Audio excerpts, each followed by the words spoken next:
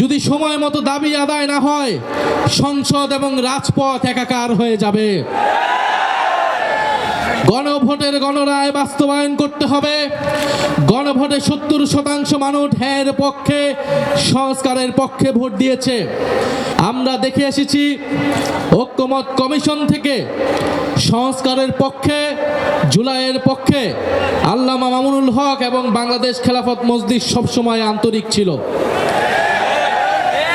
এবং জুলাই সনদের পক্ষে সর্বদা কণ্ঠস্বর সবার আগে রেখেছেন। আল্লামা মামুনুল হক ষড়যন্ত্র করে তাকে সংসদে যাওয়া থেকে বিরত রাখা গিয়েছে, কিন্তু রাজপথে থামানো সম্ভব নয়।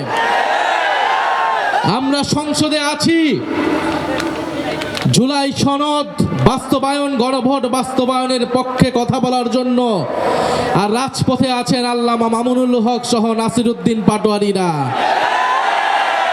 ইনশাআল্লাহ আমরা একত্রে আছি। যদি সময় মতো দাবি আদায় না হয়, সংসদ এবং রাজপথ একাকার হয়ে যাবে। গণভোটের গণরায় বাস্তবায়ন করতে হবে। গণভোটে 70% মানুষ হ্যাঁ পক্ষে, সংস্কারের পক্ষে ভোট দিয়েছে।